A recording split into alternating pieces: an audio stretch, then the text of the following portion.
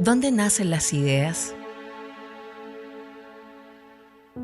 Las ideas se originan cuando pensamos libres y son una respuesta que nace dentro de nosotros. Estimuladas por la experiencia, se hacen realidad en convivencia con nuestros pares. Podemos encontrarlas al observar el color de una flor silvestre o al escuchar el soplo del viento. Para otros, las ideas nacen al soñar y en silencio. Pero todos tenemos algo en común, y es que una idea ilumina el camino que nos conduce hacia adelante. En la antigüedad, los navegantes miraban al cielo y al horizonte en busca de puntos de referencia que les permitieran orientarse. Las estrellas les mostraban una dirección y así encontraban la mejor ruta de comercio, la vía más rápida al trabajo y el camino a casa. Durante ese recorrido también existía otra luz, tan importante como la de las estrellas. Esa luz era la de los faros. Situados en medio del mar o en tierra firme, advertían sobre posibles peligros en la ruta. Así, el pequeño destello de un faro, visto desde mar adentro, entre tormenta y niebla, se convertía en el signo universal de esperanza para aquellos que a veces perdían el rumbo en medio de la oscuridad invernal y los conducía a reencontrar su camino. El curso de nuestras vidas e ideas siempre ha estado guiado por estas luces, estos signos, estas referencias. Pero también es importante saber distinguir aquellas guías que conducen al entendimiento. Si hablamos de hoy, todos los seres humanos nos hemos convertido de cierta manera en navegantes. A través de un mar de datos, servidores y fibra óptica, navegamos incansablemente por respuestas y resultados en ese gran oráculo digital que todo lo conecta. Todos surcamos la profundidad del ciberespacio, asomándonos al futuro incrédulos y confundidos. Al igual que Ulises en el mito homérico, la incertidumbre a veces pareciera cubrirlo todo y se vuelve necesario atarnos al mástil de la cordura, resistir y evitar ser atraídos por el canto de las sirenas que nos lleva a encallar, a olvidar nuestras ideas, a cambiar nuestra libertad y a debilitar nuestras creencias. La función de un faro, entonces, se vuelve esencial para evitar esos cantos y velar por instituciones sólidas que asientan las bases de una sociedad libre y pacífica. Un faro también abre caminos hacia nuevas rutas y, en nuestro caso, nuevas preguntas, nuevas ideas, nuevas miradas y nuevos desafíos. Su luz nos inspira a ser más inquietos, más aventureros, a encontrar nuevos métodos que abran el conocimiento y formas innovadoras de transmitirlo. Con vocación, nos impulsa a formar nuevas generaciones y líderes de mente abierta y pensamiento crítico, capaces de superar obstáculos, aprendiendo del pasado para centrarse en el presente, mirando al futuro. El faro en nuestra cultura se ha vuelto un ícono. Es esa idea de lucidez y dirección la que inspira y promueve el nuevo Núcleo de Humanidades y Ciencias Sociales de la Universidad del Desarrollo. Este faro, UDD, se constituye en un espacio académico interdisciplinario que busca contribuir al bienestar de un Chile conectado con el mundo. Se presenta una propuesta diversa de actividades, donde se destaca cultivar un perfil de excelencia centrado en la docencia, en la investigación científica y académica, y en la extensión de su quehacer que la vincula a la sociedad, que aproxima la reflexión y el debate universitario a la ciudadanía, haciendo crecer su responsabilidad social. Faro UDD, desde el fin del mundo, inspirando ideas para el futuro.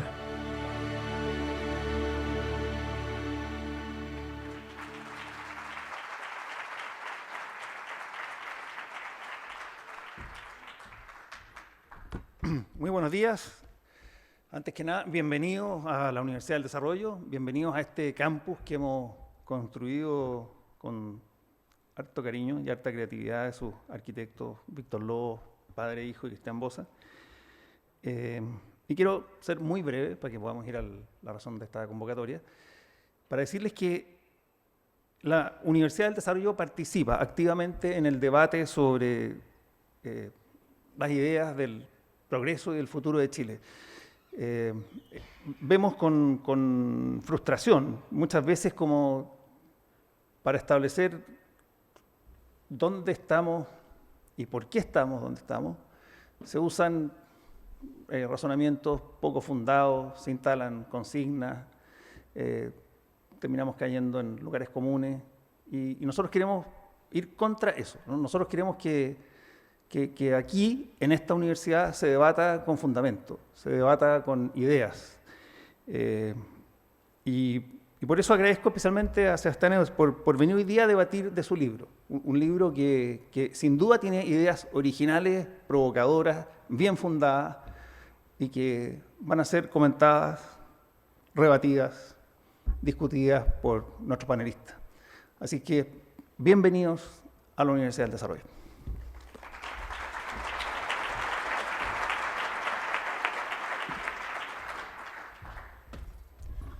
Muchas gracias, rector. La verdad es que estamos muy contentos con esta actividad. Y yo brevemente, antes de presentar a quien va a moderar esta discusión y al panel, quiero decirles que Faro surgió hace un año como un centro interdisciplinario. Filósofos, historiadores, sociólogos, economistas, abogados, cientistas políticos se reúnen porque creemos que el debate universitario requiere no solamente de soluciones a problemas de políticas públicas, sino una discusión de fondo sobre los principios y fundamentos políticos y morales de una sociedad libre. Es necesario reflexionar, discutir y generar conversación.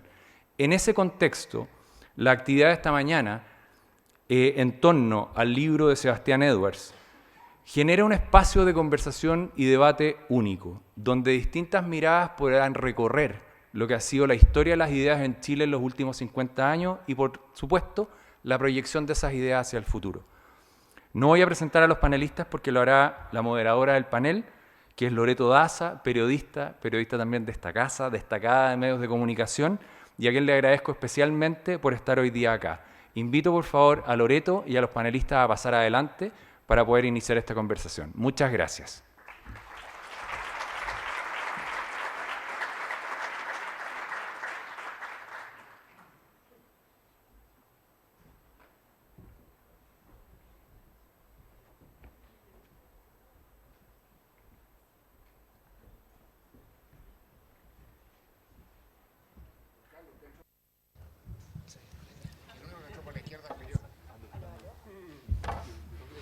Aló. Sí.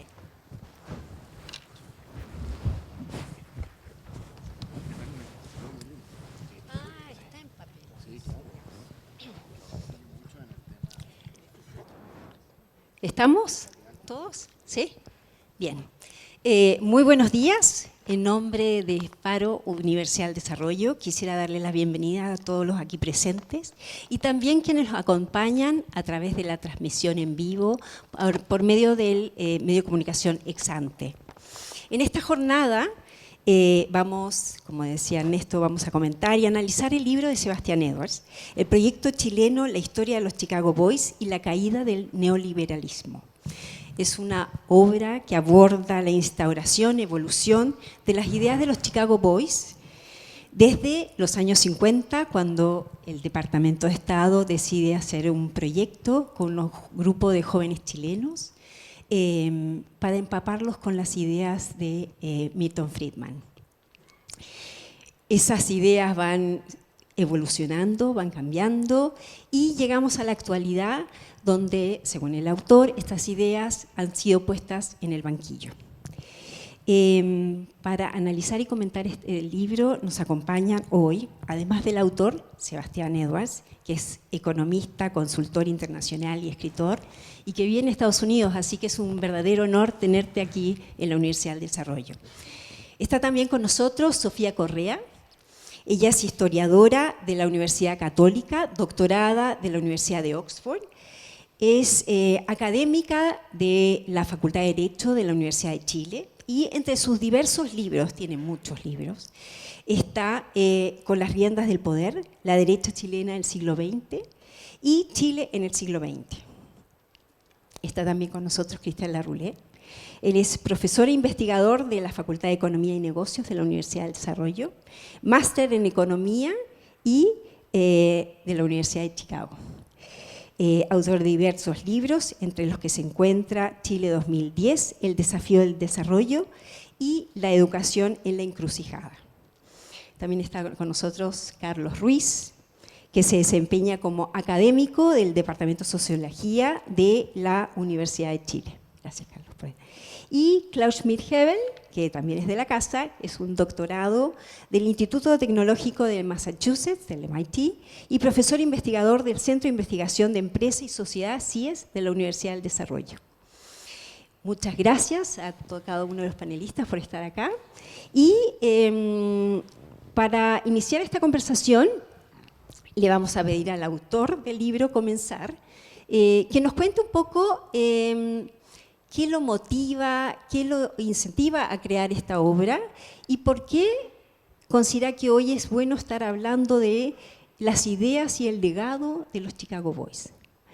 Después vamos a darle un espacio a cada uno de los panelistas, aproximadamente 10 minutos. Les pido por favor que se mantengan en los tiempos para poder después conversar sobre otros temas. Sebastián, te dejo la palabra. Gracias, Loreto. Yo me voy a poner allá para la primera parte. Tengo un PowerPoint, no sé si se puede poner. Si no se puede poner tampoco importa. ¿Se escucha aquí o no? ¿Te paso? No sé, ahora sí. ¿Sí? Ahora sí. ¿Se pueden poner el PowerPoint? ¿Qué hago con esto? Sí, ahí tienes el pasador. Ah, ahí, ok. Bueno, muchas gracias a todos ustedes por venir. Para mí es un verdadero placer y un honor estar acá. No estoy seguro si había venido alguna vez a esta universidad, pero estoy muy impresionado por la calidad y la belleza de las facilidades. Ya estaba hablando con el rector sobre quiénes eran los arquitectos, el dúo de padre e hijo Lobos, ¿no? No los conocía, pero Cristian Bosa era un muy y buen amigo y gran amigo, y se ve la mano también de Cristian acá. Voy a dedicarle muy poquito tiempo a empezar, porque la idea es que salten chispas aquí en el panel. Contarles un poco cuál es la razón por la cual escribí este libro. El libro inicialmente, y esto se va a entender, inicialmente se llamaba La paradoja chilena, The Chilean Paradox. Yo creo que con un muy buen sentido de marketing, los de Princeton University Press, que es la editorial, y el libro sí existe en papel, pero no está en Chile, todavía no se va a salir en castellano en algún momento por la Universidad Diego Portales, que compró los derechos. Yo estuve acá el 2 de noviembre del año 19. Aterricé por otra razón, donde habían pasado menos de 15 días desde el estallido y es antes del Acuerdo Nacional del 15 de noviembre. Y me paseé por todo Santiago, me agarró el zorrillo, sufrí bastante las bombas lacrimógenas. Y cuando volví a Estados Unidos escribí un par de artículos que se llamaban más o menos La paradoja de Chile. Cómo explicamos el país que era el número 1 por muchos años y por un margen grande. No es que hayan ganado el partido 1-0 en el último segundo con un gol metido con la mano. Y al mismo tiempo era un país donde en ese momento daba la impresión, se quería cambiar todo. La paradoja de Chile. Entonces, ¿cómo explica uno que haya pasado eso? Y me dije, bueno, si uno cuenta esa historia, hay que empezarla más atrás, no puede empezar el octubre del año 19, y cuánto para atrás uno se va y cómo uno cuenta la historia. Ese es el desafío del que cuenta una historia. Y entonces empecé a ir para atrás, y llegamos al año 55, que es cuando empieza The Chile Project. Ahora, el Chile Project con J es una idea, como dijo Loreto, del Departamento de Estado de hacer ayuda técnica en Chile y entrenar un montón de economistas que sean economistas con una visión general del mundo. ¿De dónde viene eso? viene de nuestro profesor en la Universidad de Chicago, T.W. Schultz, que era un importante, ganó el premio Nobel el año 78, fue una celebración, nosotros estábamos allá de estudiantes, y T.W. Schultz era una paradoja, porque era el economista agrario más importante del mundo que tenía una cátedra en una universidad urbana, que es la Universidad de Chicago. Y esto se explica por una cosa bien interesante, porque él estaba en la Universidad de Iowa, y durante la Segunda Guerra Mundial él escribió un artículo explicando que, dado lo que estaba pasando con la guerra y los precios relativos, hacía mucho sentido que la gente consumiera margarina en vez de mantequilla. Y los dueños de las vacas en Iowa le dijeron al rector, hay que censurar ese paper, porque obviamente nosotros producimos leche, ¿no? Y entonces le dijeron, no puede publicarlo. Entonces Schultz dijo, me cambio de universidad, buscó la Universidad de Chicago, que era una universidad muy asediada, porque era la única en Estados Unidos que tenía una posición pro mercados, pro competencia. Estamos en la gran época del keynesianismo, que el keynesianismo va para arriba. Schultz se va para allá con un grupo de gente de Iowa y tienen un equipo macanudo de economía agraria en una ciudad que no tiene nada que ver con el tema agrario. Y estaba viniendo Ted Schultz a la América Latina y le hacía consultorías a través de lo que eventualmente fue la USAID, la Agencia del Desarrollo de Estados Unidos, le hacía consultorías a grupos como la Sociedad Nacional de Agricultura en los distintos países. Y les enseñaba a los agricultores cosas tan obvias desde el día de hoy, como hay que usar los fertilizantes, rendimientos decrecientes, rotación de cultivo, todo ese tipo de cosas. Y concluyó que eso no servía absolutamente para nada mientras no hubiera economistas que entendieran the big picture, ¿ya? Que lo que él estaba enseñando era las hojas del bosque, ni siquiera los árboles, y se necesitaba el bosque. Entonces dijo, bueno, él además fue el inventor del término human capital, capital humano, de que después desarrolla su alumno Gary Becker, que también gana el premio Nobel, que también fue profesor de nosotros. Entonces lo que dice Schultz es, bueno, esto es bien simple, que en las universidades latinoamericanas, y especialmente en las universidades, no, latinoamericanas en principio, se formen a gente que piense y que entienda cómo funciona el mercado, la eficiencia y todo eso. Y descubre que prácticamente no hay profesores que le enseñen a las nuevas generaciones. Entonces ahí se les ocurre, entrenemos profesores en Chicago para que ellos a su vez enseñen en las universidades y creen en los programas de pregrado a un grupo de alumnos. Y así empieza el proyecto. El proyecto viene Schultz a Chile el año 55. ¿Por qué se hace en Chile y no en Paraguay o en Uruguay o en Perú? Porque dentro de la burocracia norteamericana encuentra a alguien que está de acuerdo con él, que es un funcionario educado en Princeton, un funcionario de lo que va a ser USAID, que se llama Albion Patterson, y su sobrenombre es Pat Patterson, que está de acuerdo con eso y pone la plata. Entonces llegan acá y se juntan con Luis Escobar Cerda de la Universidad de Chile, porque había un contacto con la Universidad de Chile que era un profesor americano, Joseph Grunwald, que era el único que más o menos sabía, y la Universidad de Chile vota en contra de esto. ¿Ya? Dice, no nos queremos meter con gringos y menos con gringos de Chicago. Entonces, ahí justo coincide con que en la Católica hay una especie de revuelta entre los estudiantes que les parece que está un poquito pasado de moda el currículum y se junta el hambre con, como se dice, con, no sé, las ganas de comer con la cosa y hacen el acuerdo. Pero el acuerdo es que vayan a Chicago no solo de la Católica, sino que de todas las universidades. Y el primer grupo que va, que creo que son 7 u 8, como si son 8, son 5 de la Católica y 3 de la Universidad de Chile, y hay una mujer. ¿Ya? Una cosa que nadie recuerda, o muy poca gente recuerda, y que es importante. Herta Castro, de la Universidad de Chile, va en ese primer grupo. Y ese primer grupo están, bueno, Tejo de Castro, está Ernesto Fontaine, Pedro Gestanovich, Luis Alberto Lafac, Fuensalida. Es un grupo que son los que están en la foto, la famosa foto que me costó un montón conseguírmela porque nadie decía que tenía los derechos. ¿Ah? Y los gringos de Princeton no lo iban a publicar si alguien no les daba permiso. ¿Ah? Entonces todos decían, no, si no son míos los derechos, no son míos los derechos. Finalmente conseguí que Carlos Massad, que es el que tomó la foto con la máquina de él, dijera, bueno, ya en un WhatsApp. Entonces después yo tuve que convencer a los de Princeton que un WhatsApp era suficiente. Me decían, no, tiene que ser una carta. Y le digo, no, pero si Carlos vive en la playa y no escribe cartas, nada, en el mar, lee. Al final logramos hacerlo. Entonces, gracias Carlos Massad por lo de la foto. Y vuelven los Chicago Boys a Chile. Y el proyecto tenía una cláusula que era muy importante. La Universidad Católica se comprometía a contratar a 4 como profesores jóvenes con un sueldo de mercado. Eso era importante, un sueldo de mercado. Y llegan estos 4 que... me estoy demorando mucho, pero que es divertido. Viene Schultz, que es mayor y qué sé yo, y trae a 3 colegas. Y los trae porque todos hablan español. Earl Hamilton, que es el historiador económico de Chicago en ese momento, o uno de los historiadores económicos, experto en España. Y él es el que analiza el efecto sobre la inflación en España del descubrimiento del oro en América y que empieza a haber más oro y más plata, por lo tanto aumenta la masa monetaria y entonces hay inflación en España.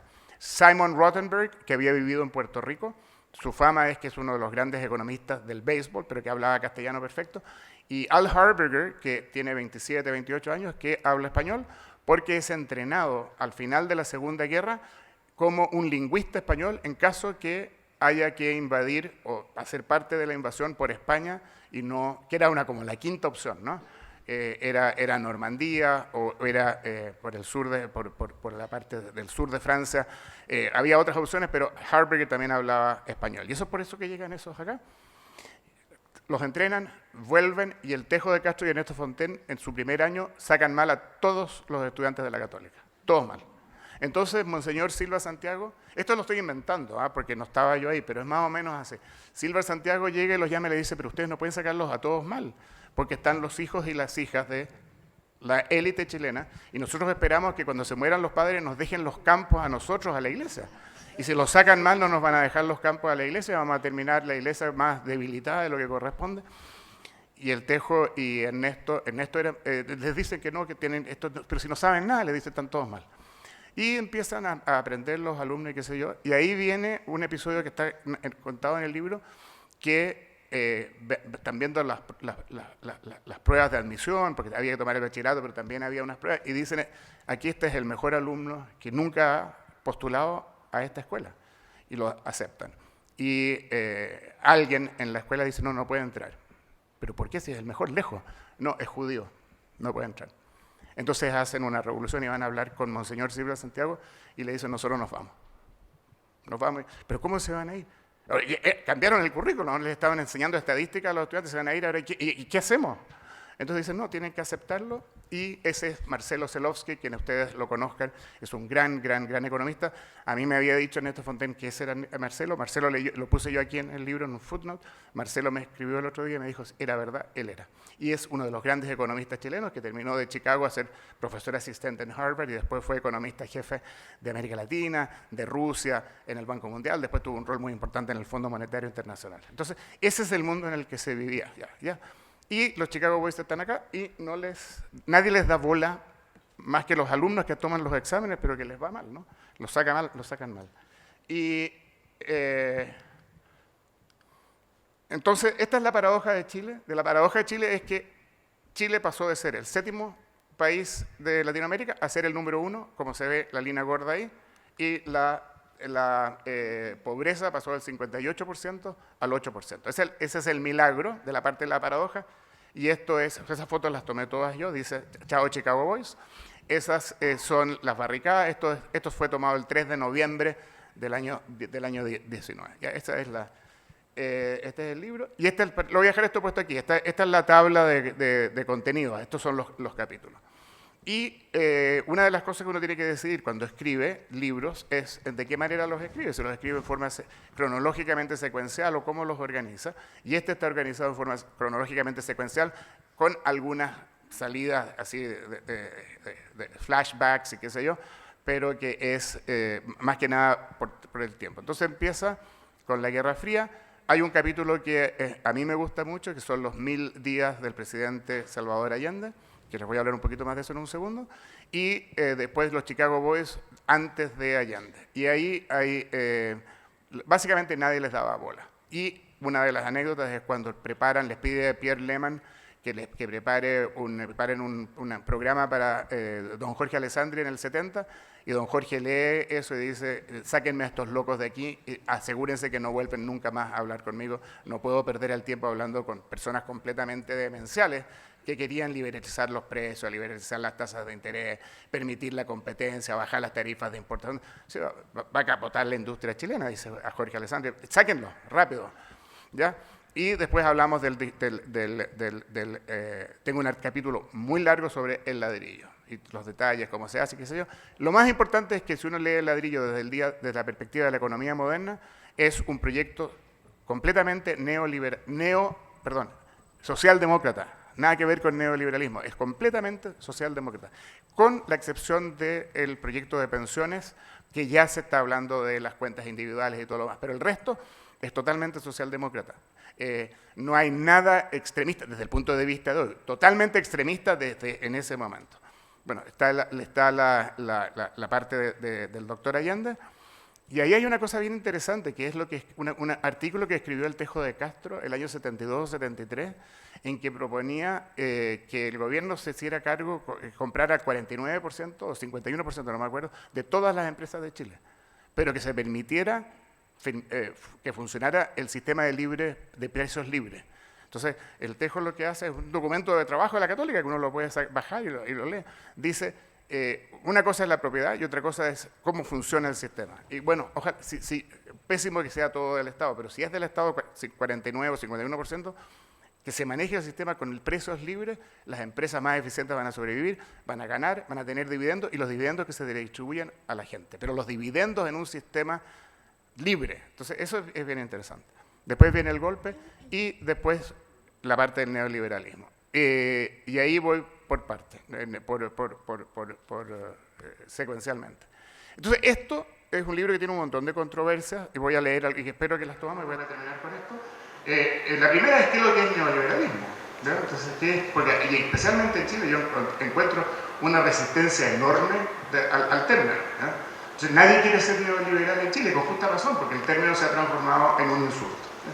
Entonces yo hablo aquí del insulto, de la evolución del término, cómo aparece, las primeras cosas del neoliberalismo, el coloquio Lippmann en 1938 en París, la separación de los neoliberales más fuertes que se van a la MPS, la Mont-Pelerin Society, y los neoliberales que se quedan en Alemania, los ordoliberales, los que se van. Entonces, y llego a la conclusión que aquí en este libro lo que yo voy a hacer es usar neoliberalismo como un sistema de organización social y económica donde se usa el mercado muy ampliamente para resolver prácticamente todos, o la mayoría, la gran cantidad de los problemas que hay que enfrenta una sociedad, incluyendo las pensiones, incluyendo la educación, incluyendo la salud, incluyendo el tráfico, el TAG, etcétera, etcétera. Y yo llego a la conclusión que, y no solo una conclusión mía, que Chile es el país que llegó a hacer mayor uso del mercado, y esto no es un indictment, no estoy criticando, este es un fact, ¿ya? Y el Simon Fraser Institute de Canadá ponía a Chile en el número 5 o 6 hace unos años, ahora está en el número 34 con respecto a la libertad económica. Es decir, lo que existió de neoliberalismo, o como quieren ustedes llamarlo, se ha ido erosionando según todos los rankings, eso es verdad. Entonces, ¿cuáles son las controversias? ¿Qué es el neoliberalismo? Que a lo mejor lo vamos a hablar. ¿Hubo un milagro chileno? ¿Se puede hablar de un milagro chileno? Yo creo que sí, esas son las cosas que más... ¿Hay un pecado original? Yo creo que es un milagro chileno con un pecado original, es algo que hago escribo en el libro mucho. Pero para mí lo más curioso de las controversias que se me han surgido en Chile es que hay mucha gente que se niega que Milton Friedman tuvo influencia, especialmente gente partidaria del modelo que participó, y llegan a la conclusión que aquí Friedman no tuvo prácticamente ninguna influencia. Y yo tengo 2 capítulos sobre Friedman, entero. Uno es la visita del 75, y que están titulados, ustedes pueden ver ahí. Primera visita y segunda visita. Y yo creo que Friedman tuvo un rol esencial. Y a mí me sorprende que la gente diga, no tiene nada que ver, estas eran ideas propias nuestras, y Friedman vino, nadie sabía quién era Friedman. Pinochet se reunió con este gringo, pero porque no tenía nada que hacer ese día. Entonces, entre estar solo y lateado o reunirse con un gringo, mejor me reúno con el gringo. Entonces, esa es una controversia que a mí me parece bien divertida y bien graciosa. Otro de las controversias que yo creo que se está empezando a aclarar, que desde un punto de vista estadístico, la economía chilena al final de la dictadura no había despegado, había el performance de esos 17 años es súper pobre, pero uno tiene que dividirlos en dos partes, hasta la crisis del 82 y después de la crisis del 82 empieza a despegar. Y esa es la gran sabiduría de Alejandro Foxley, que yo creo que en esta historia quizás ni siquiera le di todo el crédito que merece. Foxley juega un rol esencial, porque él es el líder de la oposición. ¿Y por qué es el líder de la oposición? Porque aquí no podía haber oposición política, porque había una dictadura, y si uno hablaba de política, lo mandaban a Pisagua. Y efectivamente, Guillermo Geise, amigo mío, un economista de la Universidad de Chile, con un doctorado en Duke, estuvo en Pisagua en esa época. Y se podía sí discutir prácticamente todo en economía. Y las críticas que hacía ese plan eran brutales y las dirigía Foxley. En ese plan estaban Foxley, French Davis, otros más, pero además pasaron ahí como ayudantes Mario Marcel, Andrés Velasco, José de Gregorio, Nicolás Ezaguirre, la lista de todos los que posteriormente tuvieron un rol en el gobierno. Y lo que Foxley entiende en el año 90 es que no hay que echar marcha atrás y que hay que mantener y profundizar y agregarle la parte social al proyecto. Y lo que termino con esto, lo que yo postulo acá es que el modelo neoliberal chileno como tal, yo divido el periodo en 4 partes, 5 partes. Lo del doctor Allende, antes del doctor Allende, esa parte del background, después el golpe, la primera parte yo la califico como volver a un capitalismo más o menos normal y ordenado. Y lo más importante de ahí es abrir la economía, liberar algunos presos, devolver las empresas, no privatizar necesariamente las que eran de antes del gobierno y bajar la inflación. El tema de la inflación es esencial, porque cuando viene Friedman la inflación está pegada en 400%. Y el tratamiento de shock pegada había sido 1.500, medida como yo creo que debe medirse en septiembre, agosto del año 73, en 400%. Y yo digo, el neoliberalismo en Chile empieza con la llegada de José Piñera al gobierno y con las 7 modernizaciones. Las 7 modernizaciones, el discurso de Pinochet en el año 79, en que las 7 modernizaciones son ampliar el uso del mercado a áreas que habitualmente no estaban. Es educación, es salud, es descentralización, etcétera, etcétera. Entonces yo digo, ahí empieza el neoliberalismo. Lo anterior es capitalismo más o menos normal, ¿no? Y la otra cosa que sale acá, digo yo, cómo el personaje o los personajes de una buena novela, el neoliberalismo en Chile va evolucionando, no se queda siempre lo mismo. Y es un neoliberalismo que al principio es un neoliberalismo más bien ortodoxo, con las 7 modernizaciones y la preocupación por reducir la inflación a un dígito y fijar el tipo de cambio que termina en la crisis del 82. Después viene un pequeño interregno en donde está Lucho Escobar de ministro y luego viene lo que yo llamo el capitalismo pragmático, donde está Vigi, Juan Andrés Fontaine, Cristian Larroulé y un segundo grupo de Chicago Boys. Y los más antiguos pasan como quien dice, a los cuarteles de invierno o se dedican a otra cosa. Entonces, capitalismo ortodoxo, de las 7 modernizaciones al 82, capitalismo pragmático del 82 al 89 y neoliberalismo, todo esto, y neoliberalismo inclusivo con la vuelta a la democracia. Y ahí viene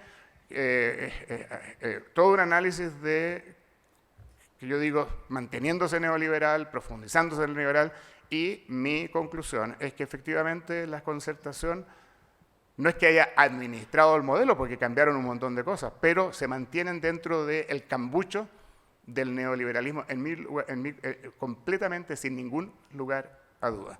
Y aquellos que critican a la concertación por haber seguido este modelo, yo creo que hay bastante razón. Y no es que eso sea malo, al contrario, porque ahí es donde se produce el milagro chileno. Y después termino tratando de explicar qué fue lo que pasó y por qué se produce el estallido y todo eso. Y bueno, ahí ustedes pueden ver, está el tema de los abusos, el tema de las promesas incompletas, y le doy bastante importancia a la distribución, al problema distributivo, ¿ya? Y termino el libro con el último capítulo. Aquí les cuento que el último capítulo se llamaba originalmente The End of Neoliberalism, y cuando hice las pruebas de Galera, le agregué el signo de interrogación. ¿Ah? Entonces ustedes ven que es como con pregunta ahora. Y eso es porque la política desde entonces, y si esto se hubiera sido, hubiera podido escribirlo después de la elección del Consejo, a lo mejor le hubiera puesto aún más distanciado, con 2 signos de interrogación a lo mejor, ¿ya? Pero yo creo que sí terminó, yo creo que ya terminó el neoliberalismo en Chile, como este uso amplio del mercado y termina con la gratuidad. La gratuidad es el primer paso y después vienen otras cosas en el Piñera 2 y qué sé yo, podemos hablar de eso. El libro termina diciendo cómo se resume esta historia, esta paradoja. Y yo digo, 2 palabras pueden explicar todo lo que yo he contado en este libro. La primera es success, éxito, y la segunda es descuido, neglect. ¿Ah? Y el success es súper fácil, es eso que ya vimos. Chile era como Ecuador y Costa Rica, idéntico, hoy día tiene el doble que Ecuador. Chile tenía distribución del ingreso y condiciones sociales peores que Costa Rica, hoy día mucho mejor que Costa Rica, ¿ya? Pero la desigualdad sigue siendo muy fuerte. Entonces, success, fácil.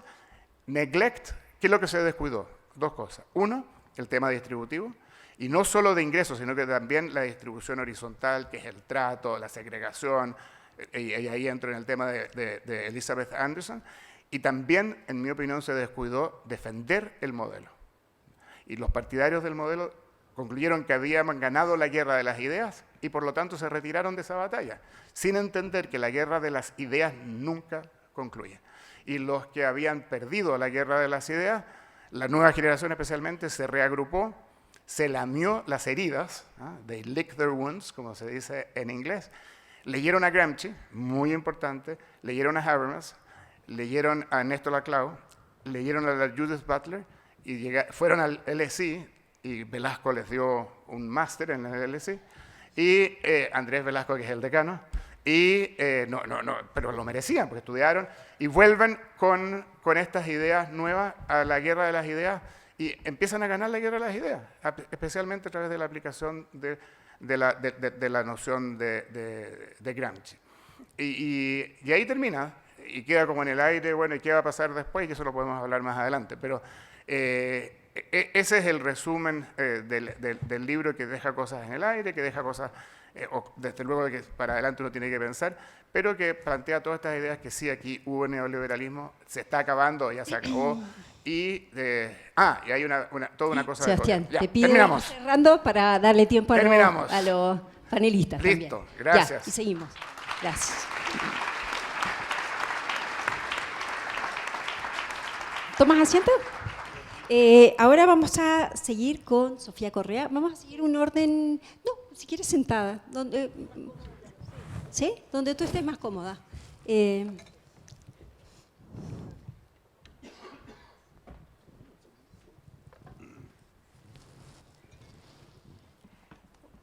Buenas tardes, muchas gracias a la Universidad del Desarrollo por esta invitación y por organizar esta presentación del libro de Sebastián Edwards, y gracias a Sebastián por el libro, que es muy contundente y ya hablaremos sobre eso.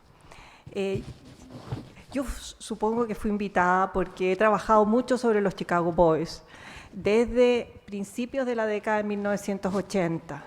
Allí me interesé por cuáles fueron los antecedentes del proyecto neoliberal que estaba plenamente vigente, y investigué conjuntamente la llegada de los Chicago Boys, o sea, el convenio con la Universidad de Chicago, la Universidad Católica, y la misión Klein Sachs, como el contexto histórico en que se situaba. Me encontré con que Agustín Edwards y el Mercurio tenían un rol fundamental en la llegada de la misión Klein Sachs y luego en mantener aglutinado a los Chicago Boys después que salen de la Católica, de Economía de la Católica.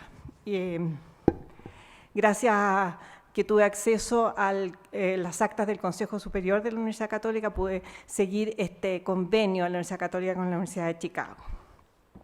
Luego, por esas cosas fortuitas, el 2012 estuve en la Universidad de Chicago y porque me pidieron un talk, un seminario sobre los Chicago Boys, me propuse y accedí a las actas de la universidad sobre el convenio, que son muy fascinantes, porque allí se ve los motivos para hacer el convenio y las dudas que le tienen, las enormes dudas que tienen sobre el convenio. Y aquí estoy comentando el libro de Sebastián, que realmente es un trabajo decisivo sobre no solo los Chicago Boys, sino que sobre la historia económica, política e intelectual de Chile, de la segunda mitad del siglo XX. Es un libro que está muy bien escrito, en un lenguaje de comprensión universal, es decir, es un libro de un economista que no le habla a los economistas, por lo tanto, uno puede entenderlo y seguirlo, sin perder la profundidad de los análisis económicos. No es que haga una concesión a los que no sabemos, sino que incorpora todos sus conocimientos en un lenguaje, llamémoslo, universal. Ello probablemente fue el resultado de la metodología que siguió y que nos cuenta en el libro, que él caracteriza como un relato analítico que sigue el orden cronológico, es decir, un acierto enorme, no menor. Así, Sebastián Edwards se ha convertido en un historiador, en un excelente historiador. Incluso ha creado una periodificación de la historia del neoliberalismo en Chile, distinguiendo en ella 3 fases o etapas en su desenvolvimiento. Y lo propio de la disciplina de la historia justamente es periodizar, que implica interpretar para comprender cabalmente un proceso histórico. Incluso él nos acaba de mencionar de que cada uno de estos periodos tiene además un nombre que le ha puesto una conceptualización de cada uno de estos periodos. Son muy bonitos. Es impresionante la investigación exhaustiva que sostiene el libro en fuentes secundarias y en fuentes primarias de diversa índole, impresas, manuscritas, archivos, etc. Entrevistas, una investigación de muy largo aliento que completa la segunda mitad del siglo XX chileno y se constituye entonces en un texto indispensable, como decía recién, para abordar la historia intelectual, política y económica de Chile. En este libro los personajes cobran vida. Los Chicago Boys aparecen como seres humanos y no como engranajes de una máquina, y eso también se agradece. Este último punto me lleva a referirme a una perspectiva crítica del libro, pues percibo en él y en la exposición de Sebastián también una contradicción sobre los orígenes de los Chicago Boys en el convenio entre la Universidad Católica y la Universidad de Chicago, financiada por el gobierno norteamericano, concretamente desde el llamado punto 4, en referencia al discurso que Truman hizo sobre la ayuda de Estados Unidos a los países no desarrollados. La contradicción que he percibido está en la forma de comprender el desenvolvimiento de las circunstancias que llevan a la firma de este convenio en 1956 y su extensión hasta 1964. Es decir, el origen de esta historia que cubre toda la segunda mitad del siglo pasado. Por una parte, Sebastián se detiene en los personajes e instituciones envueltas, sus inquietudes, sus percepciones, sus visiones de su futuro.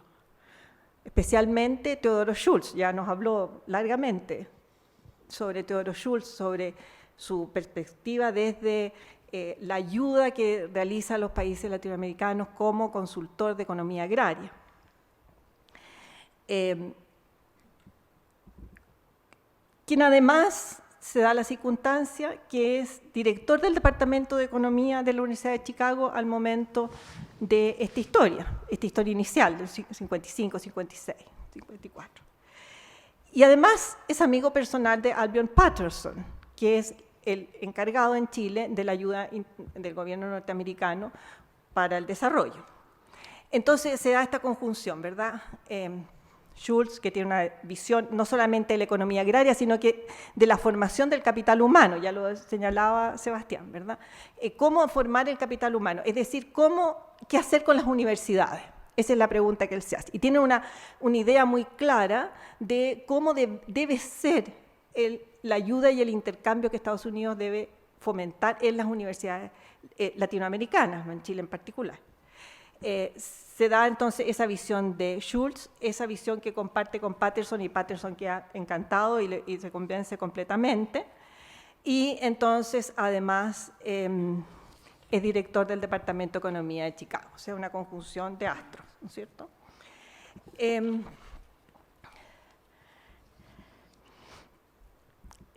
Ya lo señaló Sebastián, Patterson quiere materializar esta idea, va a la Universidad de Chile, allí está Luis Escobar Cerda, le dicen que no, en cambio traen a Joseph Grunwald traen un economista norteamericano a la Universidad de Chile y no hacen un convenio universidad-universidad, no les gusta esa idea y cada una de ambas universidades se van tomando distintos caminos, pero no contradictorios, yo diría, ¿no? Sino que se van confluyendo en varios momentos de esta historia.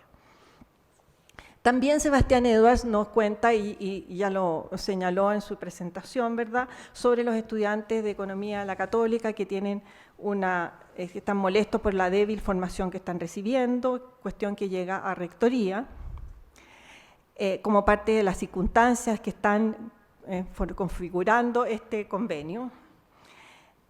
Yo agrego a lo anterior el interés de la Universidad Católica de fortalecer la Facultad de Economía frente a la competencia de la Universidad de Chile, que veía como un gran peligro ya en 1953, cuando se reúne la Asociación de Universidades Latinoamericanas en Santiago.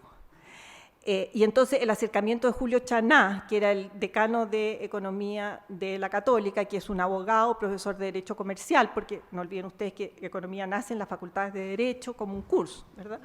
Entonces Chaná se acerca a Patterson, seguramente ya sabía que Patterson había ido a la Chile, se acerca a Patterson y buscan este acuerdo entre ambos, se confluyen estas voluntades, ¿verdad? Y luego pude investigar en el Departamento de Economía de la Universidad de Chicago por qué se interesa en este convenio, y encontré motivaciones de política universitaria, ninguna idea de exportación de una determinada visión de la economía, porque además no sentían la necesidad de exportarla, creo yo, no sé. Y pude constatar las aprehensiones que tenían de hacer un convenio con una universidad católica, una universidad confesional. Eso creó mucho, mucho ruido. Bueno, dicho eso, sin embargo, Sebastián plantea, y lo planteó aquí también, que la creación de los Chicago Boys es obra del Departamento de Estado.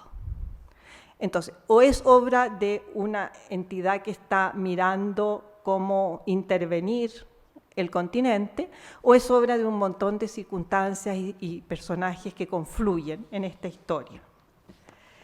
Esta contradicción no es anecdótica, no es un punto anecdótico, y por eso me detengo en ella. Está en juego qué visión tenemos de la acción humana y del desenvolvimiento histórico. Por una parte, la historia puede ser, esta historia, cualquier historia, fruto de un conjunto de circunstancias fortuitas y de sujetos que se van encontrando casualmente y van construyendo el cambio histórico. Schultz, Patterson, Chaná, Harberger, los jóvenes de la Universidad Católica y de la Universidad de Chile becados en Chicago, las coordenadas del debate económico en Chile y la guerra de ideas, como la llama Sebastián Edwards en su libro, la transformación de la enseñanza de economía que logran los Chicago Boys una vez de vuelta en Chile, su rechazo a la toma de la Universidad Católica y el impacto e intervención que implica en la Facultad de Economía. En esas circunstancias, su encuentro con los gremialistas, su salida de la Universidad Católica, sus vínculos, al menos desde 1965, con el Mercurio, al menos, porque quizás de antes, con el Mercurio y con Agustín Edwards, que crea y los lleva al CSEC, que está también relatado en el libro de Sebastián. El contacto con los oficiales en retiro de la Marina en el CSEC. El apremio por un programa económico para salir de la crisis en que estaba sumida la economía chilena en 1973. Circunstancias, sujetos, personajes. Uno puede percibir así esta historia, o bien la puede percibir, esta historia o cualquier historia, pero esta en particular, como una historia movida por una fuerza malévola, omnisciente y todopoderosa, impersonal, como lo sería el capitalismo financiero transnacional, cuyo brazo ejecutor en el siglo XX es el Departamento de Estado de Estados Unidos, capaz de diseñar una operación en Chile como laboratorio para convertir a los países subdesarrollados al capitalismo financiero, moviendo todos los hilos de voluntades y circunstancias. En ese contexto, entonces, los sujetos se pueden ver tan solo como engranajes de una feroz maquinaria. La historia se convierte en una lucha entre buenos y malos, entre víctimas y victimarios.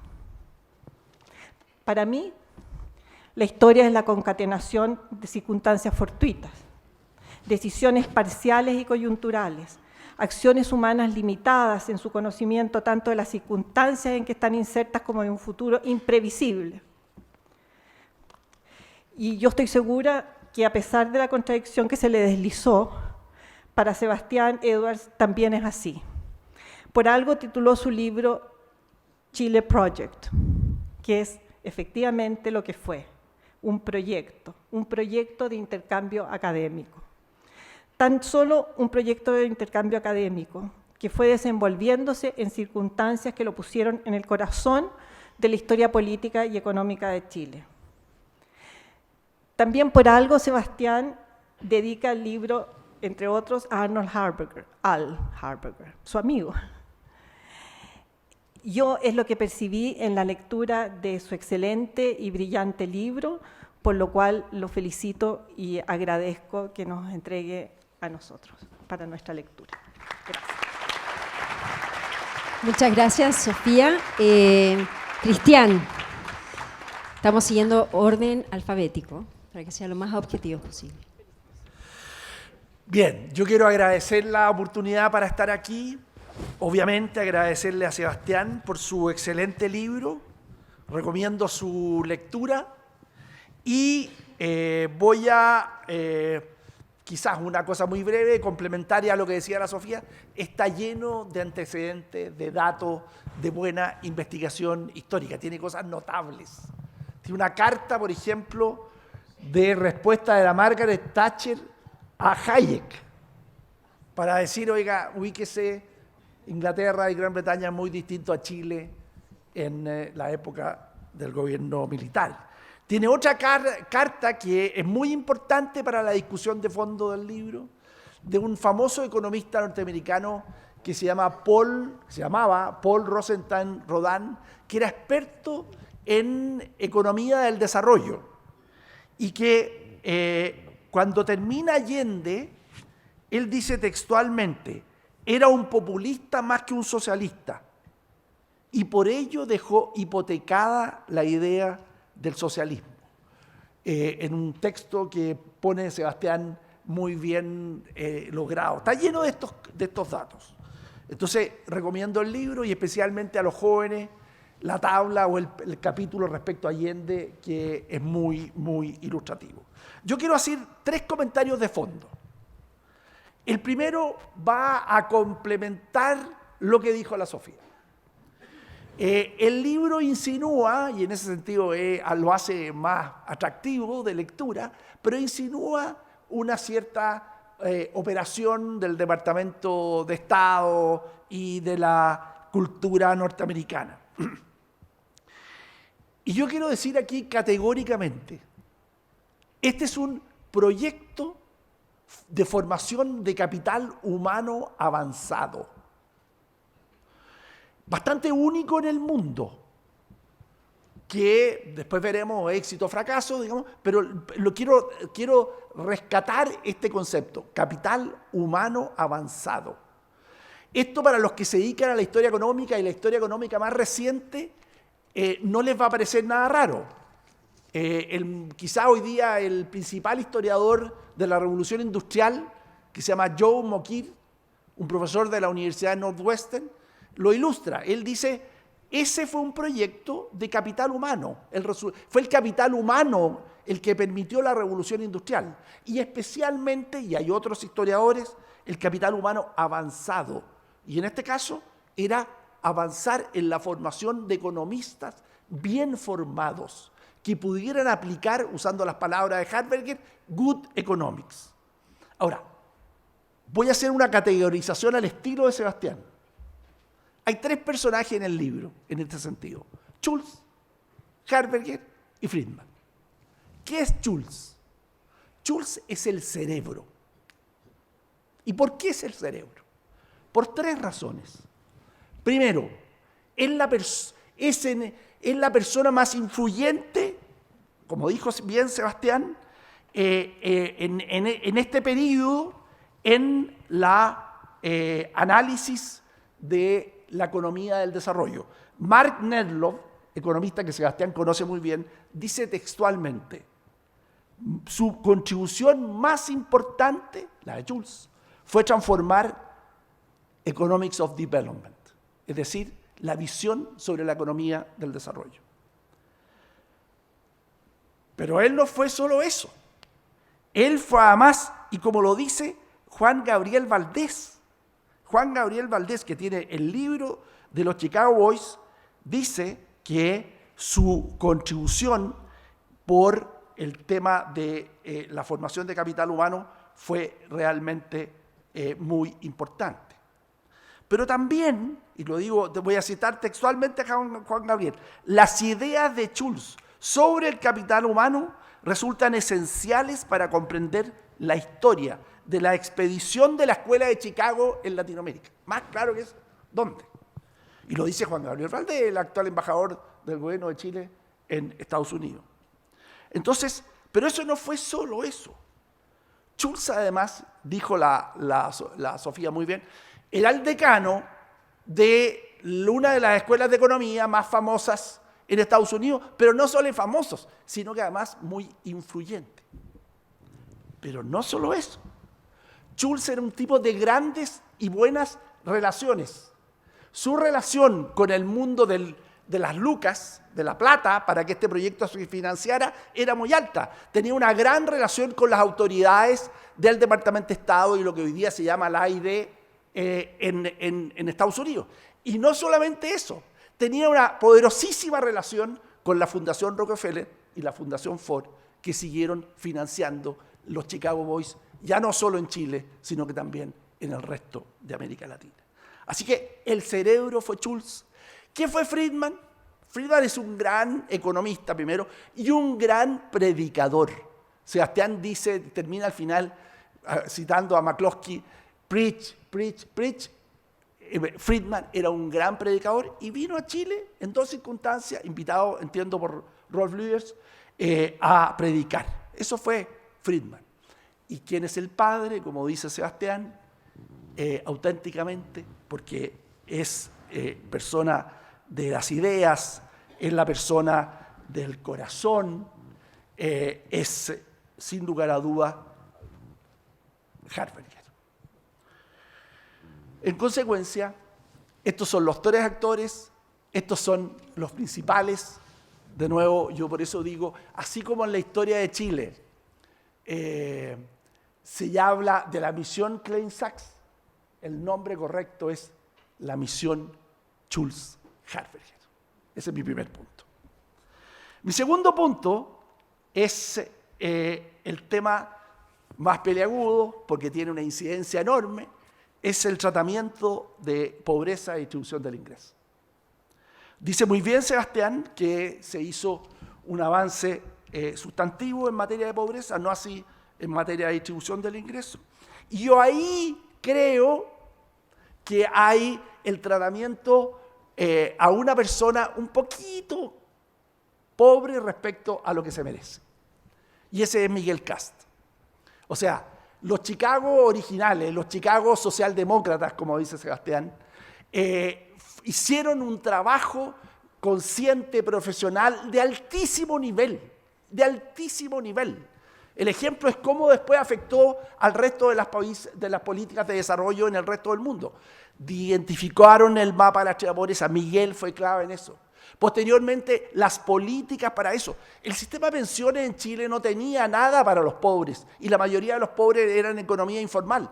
El SUF, que es la primera pensión, es el precursor del pilar solidario, lo hizo Miguel Kast en la década de los 70.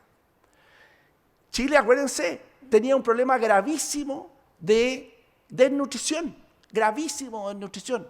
Y había un profesor en la Universidad de Chile, don Fernando Monque, que tenía un programa. Bueno, ¿quién se consiguió las lucas? ¿Quién lo impulsó? ¿Y quién transformó? Hoy día somos un país que no tiene un problema de desnutrición infantil. Miguel Kast. Chile, ustedes saben, que es uno de los países que tiene la más alta, de los más altas, propiedad de la vivienda en el mundo. ¿Y eso a qué se debe? Al subsidio a la vivienda, que se diseñó por Miguel Kast, se empujó para que lo aplicara el MIMBU y posteriormente hoy día tenemos esos resultados. Hay problemas hoy día, de nuevo, de escasez. ¿Por qué? Por el tema migratorio. Pero, sin lugar a dudas, ese fue un salto gigantesco. Entonces, me parece a mí que ahí hay un poquito, hay espacio para poner en un futuro libro mucho más sobre esta parte. Ahora, Sebastián, con razón, dice, pero el índice de Gini está ahí avanzado, pero muy poco. Pero él mismo corrige y dice, pero ojo, esto es parte de un diseño de política. A lo mejor no es tan inteligente desde el punto de vista marquetero, ¿ya? Sino que es el hecho de que la mayoría de los programas son in kind. Chicago nos rajaría por haber puesto in kind y no ponerlo en plata. Y eso no se refleja en el índice de Gini. Pero cuando valoras los aportes en bienes o servicios, el índice se reduce, como muy bien lo dice Sebastián en el libro, en un 18%. Pero faltó una parte, que es el trabajo de Sapelli, que está aquí, ¿ya?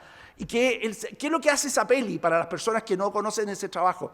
Lo que hace es calcula el índice de Gini por cohorte de edad. Y si yo miro ese índice, se reduce casi en un 30% si comparo el índice en la gente más joven, el cohorte más joven, con el cohorte más viejo. Y por último, al estilo Harberger. Ustedes saben que Harberger cuando llegaba, porque ya hoy día no lo puede hacer por razones físicas, llegaba a un país, ¿qué es lo que hacía? Lo que hacía era preguntar o ir y cortarse el pelo, e ir a donde el peluquero. ¿Por qué iba donde el peluquero? Iba al peluquero porque calculaba a través del precio del corte de pelo el tipo de cambio real y veía si el país estaba desubicado o no. Bueno, yo hice un ejercicio de Harberger porque lo que pasa es que hay una anécdota que todos los que fuimos alumnos, y Sebastián lo relata muy bien en el libro, que siempre te transmitía en una conversación humana, cercana, te decía, Cristian, ustedes tienen un problema. ¿Y qué problema? Que no puede entrar al Club de la Unión un hijo de un trabajador agrícola, inquilino, como se usaba hace mucho tiempo atrás. Pero yo aquí es donde tengo también una diferencia más de fondo. Y es que yo creo que en Chile eso ha cambiado. No suficientemente, pero ha cambiado. Entonces, lo que hice fue que llamé al Club de la Unión.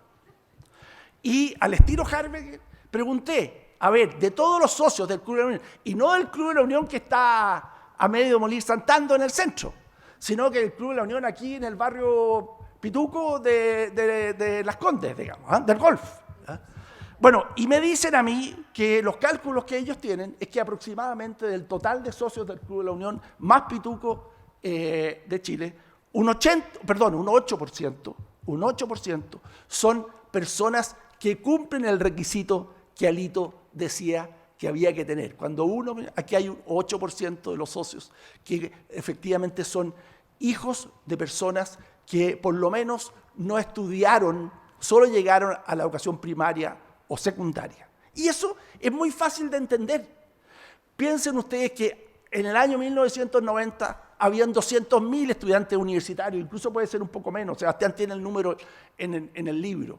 Y hoy día hay 1.200.000, y de esos, 7 de cada 10 no son hijos de personas que no llegaron a la educación superior. Eso es un movimiento de movilidad gigantesco, y por lo tanto, cuando uno llega al ejercicio micro de investigar, va a ver que ha habido mucho más movilidad que lo que se cree hoy día. Y el último punto, el más apasionante para mí, por razones que ustedes entienden perfectamente, es la batalla de las ideas. Me recuerdo algunas conversaciones personales con Sebastián sobre esto mismo.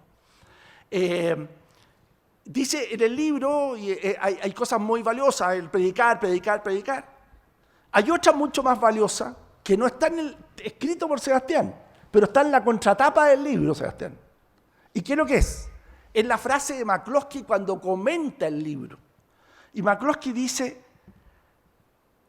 la cultura de la libertad tiene que crecer, estoy haciendo una traducción no tan perfecta, tiene que crecer en el corazón humano. En el corazón humano. Entonces yo creo que algunos más que otros, yo por lo menos me siento de haber predicado mucho, ¿ya?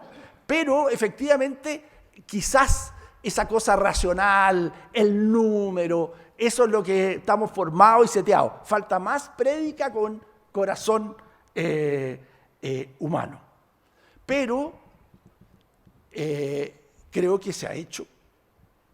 Y no solamente la prédica, al final la cultura, esta cultura de la libertad, del buen manejo económico, mi hipótesis es que ha calado bastante profundamente. Por ejemplo, el 4 de septiembre de 2027 se mostró el rechazo al primer proyecto constitucional, muestra claramente que la gente hoy día no está disponible para los experimentos que vivió Chile en el pasado. La elección del 7 de mayo lo volvió a confirmar. Más aún, hay otros momentos en la historia del país. Yo, por ejemplo, y Sebastián lo trata, ahí lo trata un poco a la pasada, pero acuérdense del cambio que hubo en el año 1984. Don Luis Escobar Cerda empezó a cerrar la economía, empezó a desequilibrar el fisco y había una situación de platas, no quiero decir de la defensa, que era absolutamente imposible de mantener, y se corrigió. Michelle Bachelet II, reformas también en otra dirección, y la ciudadanía democráticamente eligió a Piñera por segunda vez con una votación que nunca había habido en la historia. Rechazo.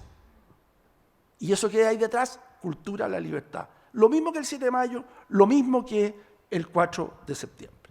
Y por eso creo que hay que predicar más, sin lugar a duda, y eso es como para mí el mensaje fuerte y atractivo y potente que Sebastián nos deja, pero hay que predicar poniéndole más énfasis al corazón y espero que por eso Chile no va a ser un país, como dicen en el final del libro, Sebastián, yo creo que no va a volver a ser lo que fue en la década del 50, un país de la medianía y mediocridad en América Latina. Yo creo que nosotros vamos a salvar la situación y en consecuencia esa cultura de la libertad va a seguir marcando el futuro de Chile. Gracias. Muchas gracias, Cristian.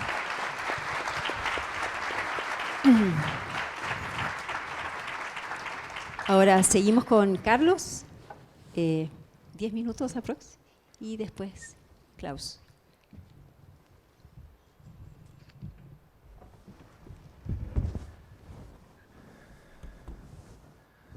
Bueno, yo me sumo a los agradecimientos por las invitaciones a comentar el libro, a Sebastián en primer lugar.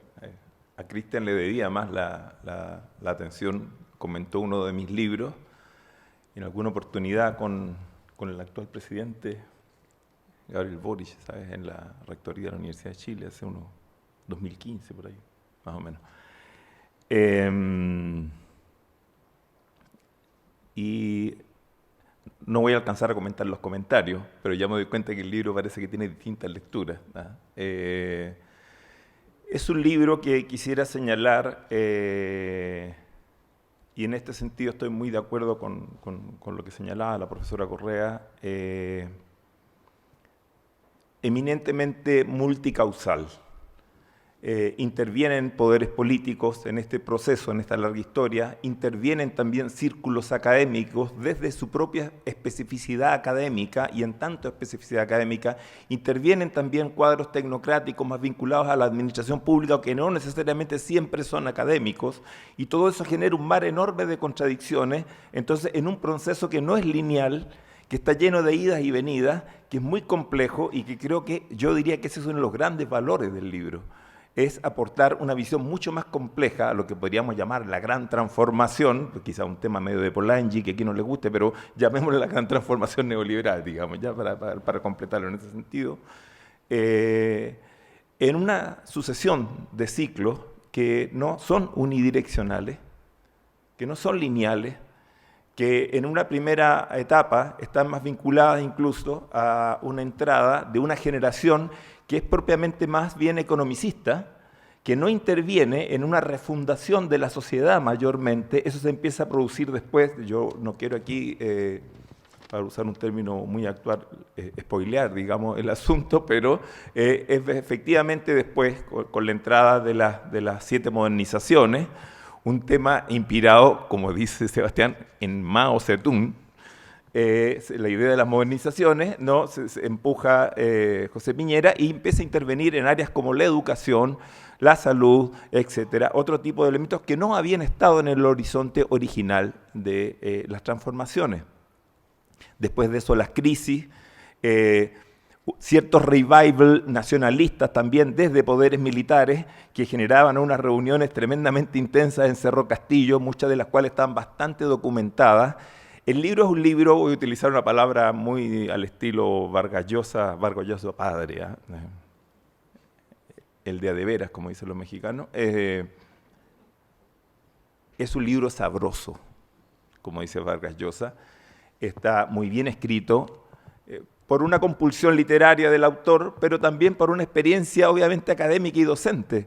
Entonces le permite manejar temas muy complejos sin rehuirle la complejidad, pero ponerlos de una manera bastante diáfana. Por lo tanto, creo que va a tener un público muy amplio. Yo agregaría además que, no sé si esto aquí me equivoco, Sebastián, pero inicialmente no fue escrito para chilenos, me da la idea.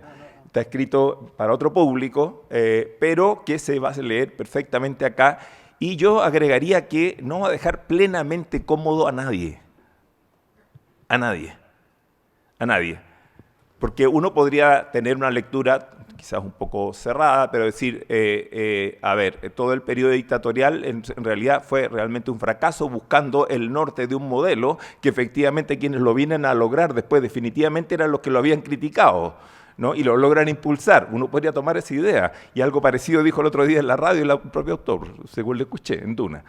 Ya es un tema polémico eso. No es exactamente así, es mucho más complejo. Por eso dije, no aguanta lectura simple. Pero tiene este tipo de provocaciones que son muy interesantes para llamar a una reflexión. Porque después de prácticamente 50 años, después de prácticamente medio siglo, como no hay en ninguna otra parte del mundo, yo creo que tenemos algo que Medina Echavarría, aquí voy a citar un cepalino, llamaba la responsabilidad de la inteligencia. Y la responsabilidad de la inteligencia apunta a los sectores políticos, a los sectores académicos, a los sectores administrativos, etcétera, a las burocracias, en todo sentido. En eso yo creo que hay un libro entonces que se logra apartar de esa tesis o esa idea de una transformación neoliberal unidireccional, lineal, conspirativa, etcétera. No, al contrario, con una cantidad de confusiones, heterogeneidades, etcétera, y por lo tanto creo que tiene un gran poder en términos de desmitificar cómo se ha desarrollado esta experiencia en Chile, que es distinta, y aquí nos podríamos parar entonces a cómo le ocurre a los argentinos en los años 90 con Menem y con Cavallo, por ejemplo, o el Plan Real de Cardoso, por ejemplo, en Brasil, o lo que le pasó a Carlos Andrés Pérez en Venezuela, o lo que pasa a partir de Salinas de Gortari en México, por ejemplo, después, etcétera, ¿no? Y entonces podríamos empezar a mirar la especificidad chilena de este elemento sin ese óculo conspirativo, digamos, con el que se ha mirado muchas veces. Voy a agregar rápidamente algunos comentarios nomás respecto a algunos puntos, como dije, prometo, sin spoilear. Esto que podríamos entender como el giro neoliberal, primero, y esto creo que ahora por las fechas que estamos conmemorando, no es algo que se inspira en contra de la unidad popular simplemente o de la izquierda, sino que generalmente, sobre todo, una raigambre mayor, incluso de fuerzas políticas, de tradiciones que tienen que ver con el desarrollismo cepalista, el estructuralismo, etc. Por lo tanto, es una revolución mucho más grande la que se está planteando ahí. Y eso se reduce muchas veces, tanto en sectores de derecha como en sectores de izquierda. Esa reducción opera mucho. A veces, pues, sencillamente como para tratar de explicarla a partir de los 1000 días, digamos, de lo que había ocurrido ahí. El libro desmitifica mucho eso con un caudal enorme de experiencia. Creo, y aquí sí voy a entrar en comentarios ya a cuenta propia, ¿dónde estarían las razones, entonces, de esa exconcertación, digamos, en algún rato, de abrazar estas transformaciones? Por ejemplo, eso que atribuye a Foxley a una suerte de los seniors CIEPLAN, por decirlo de alguna manera, de algún modo. Hay un estudio que se hace de las estructuras de clase a nombre de esta concertación, año 83-84, allá en Sur. Trabaja Tironi, Javier Martínez, todo el grupo de Cuantas, y ya empiezan a enarbolar a mediados de los años 80 lo que llamaban en el fondo la pérdida del peso estratégico de la clase obrera industrial, ¿no? Es una tesis que la acuña Tironi y Martínez en ese tiempo. Pero empieza la idea de que han desaparecido las viejas bases sociales de sustentación de proyectos políticos y por lo tanto no se puede ir, y el prólogo es de Ricardo Lagos, a la confrontación electoral del año 88, del 5 de octubre, apelando a los viejos sujetos sociales. Porque la propia transformación que ya se ha producido los ha prácticamente liquidado. La clase obrera disminuyó a menos de 1/3. En su lugar ha surgido un trabajador de los servicios, se está produciendo una feminización del empleo acelerada, además de un tipo de condición femenina que no es la tradicional, ¿no? Que está viviendo en hogares monoparentales, etcétera, otros contextos familiares completamente distintos, otras condiciones de socialización, por ejemplo, de la niñez, de la adolescencia, etcétera, que están planteando otro tipo de desafíos, en definitiva, otra geografía social y cultural. Esa discusión ya en la segunda mitad de los 80 es intensa dentro de la concertación.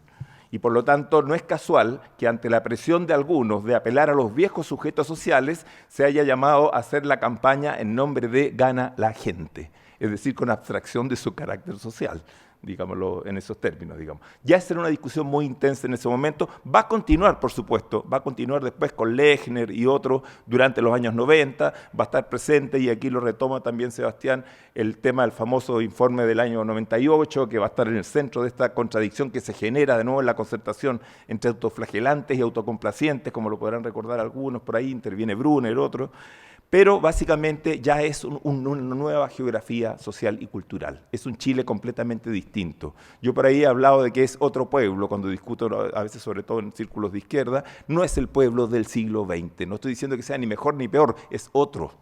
Es otro. Y también está lleno de nuevas capas de profesionales. Aquí complemento un poco algo que mencionaba recién Cristian, pero ¿qué es? Y aquí también recojo algo que señala Sebastián. Ojo, es una nueva capa de profesionales que tampoco se siente muy a gusto y que aquí también entra a formar parte de ese malestar.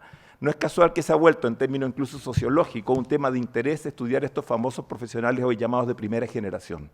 ¿Qué es lo que ocurre con ellos? Porque arrastran unas mochilas de deuda gigantescas. Entonces, no es asociable la actual categoría de profesional a lo que podíamos tener como imagen hace 60 años atrás, que con un nivel alto de predicción podíamos básicamente a ojos cerrados decir, se trata de una persona que va a integrar la clase media y va a tener un nivel de reclutamiento intergeneracional, disculpen el sociologueo, o sea, por 3 generaciones, digamos, van a ser profesionales.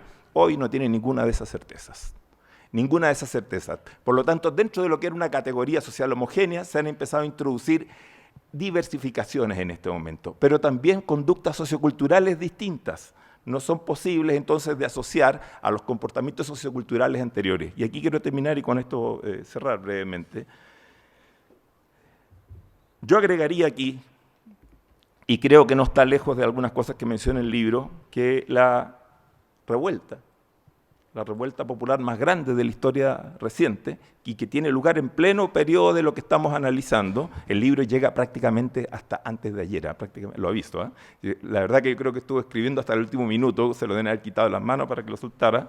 eso suele pasar cuando escribimos libros, la revuelta no tuvo una conducción política, pero tampoco tuvo una afiliación política. La revuelta no estuvo puesta en el eje izquierda-derecha, y creo que con ese dilema estamos tratando hace rato ya acá. Y con esto me quiero meter un poco en lo que señalaba recién Cristian.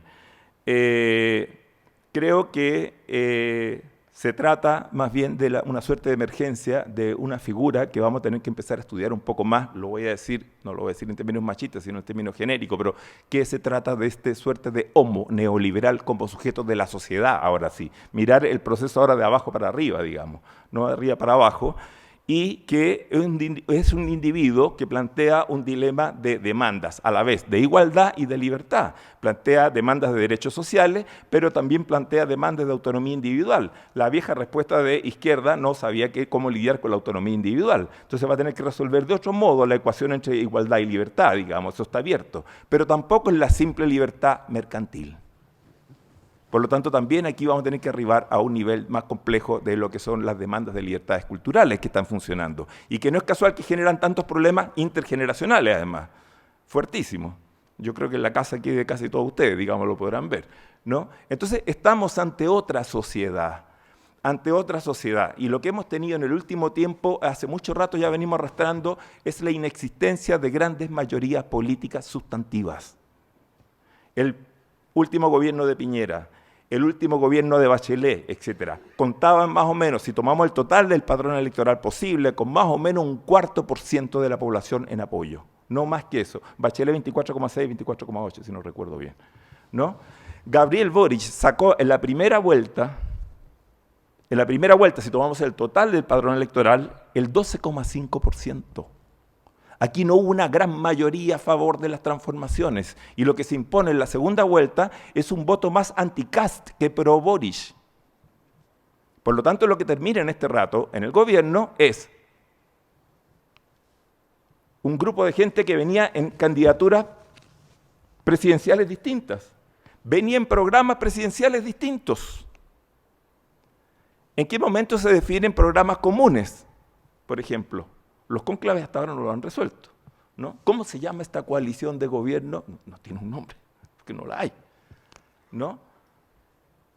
En la segunda vuelta, Gabriel Boric obtiene, en términos del padrón total, porque siempre si lo medimos en segunda vuelta solamente por los votos relativos, obviamente que alguien tiene más del 50%, si no, no gana, digamos, pero sacamos un poquito más allá de esa aritmética básica tipo Baldor, ¿no? Metámonos más bien en lo otro, tiene 30,7%. Es decir, no hay grandes mayorías políticas sustantivas. Seguimos arrastrando el problema de la desidentificación muy fuerte entre sociedad y política. Y ahí es donde yo por lo menos he puesto un poco el grito en el cielo varias veces de que tenemos el riesgo de pasar de un no lo vimos venir a una suerte de aquí no ha pasado nada, porque el tema sigue existiendo. Y ahí yo por lo menos agrego y dejo instalada la problemática de que por lo menos no coincido con esa idea entonces pendular de un giro de izquierdización y después un giro de derechización. O sea, lo que hubo, no solo en la revuelta, sino en la elección primero anterior, no fue una izquierdización. Fue una reacción muy anti-Kast, más que, insisto, que el programa original, que ahí sí que creo que Sebastián lo toma mucho, muy al pie de la letra, el programa original de la Prodignidad. Pero ustedes, si hacemos la lista, no sé, de los 7 ministerios más importantes, por ejemplo, del 1 al 7, no sé, mencióneme uno solo que esté en manos del Frente Amplio, uno solo. Interior, el que sea, que Cancillería, no sé, Defensa.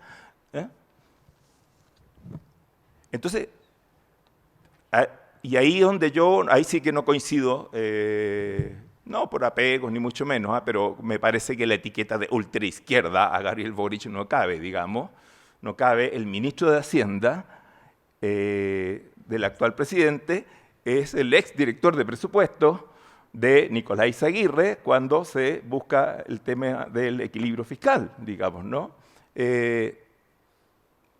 Marcel es de ultraizquierda. Y ahí voy a un tema un poco que creo que también corresponde para que también ajustemos un poco estos temas, porque se habla de ultraizquierda, pero después siempre se habla de centro-derecha.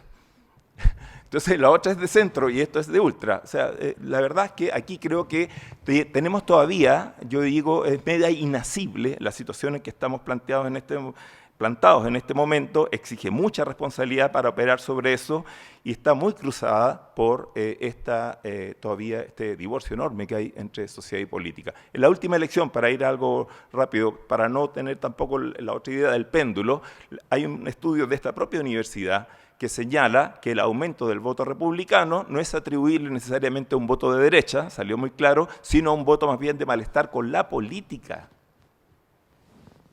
Por lo tanto, mañana ese voto puede hacer cualquier cosa nuevamente. Después salieron incluso CERC y la propia Universidad del Desarrollo, hace poco en el Mercurio, ¿no?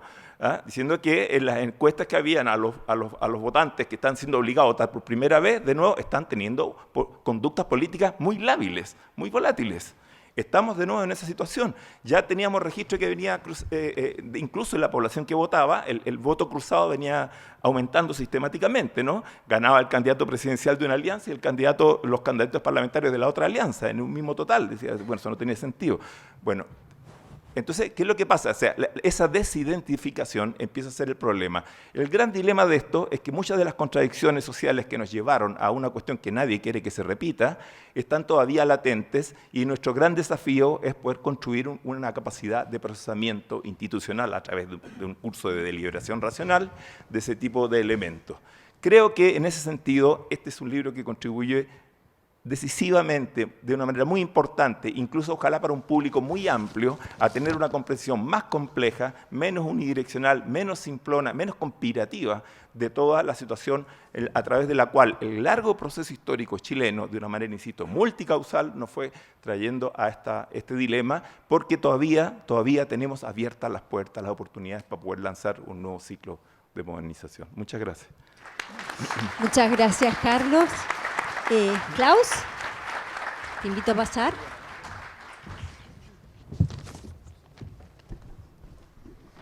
Muy bien, muy buenas tardes. Lamentablemente buenas tardes, no buenos días, pero se nos ha corrido el tiempo un poquitito. Estoy plenamente consciente que solamente yo estoy entre ustedes y un buen cóctel afuera. Algunos prefieren el cóctel, lo entiendo. Déjeme partir con Sebastián como persona. Lo conozco hace 45 años. Lo leo hace 45 años con admiración y cariño personal porque es un gran amigo.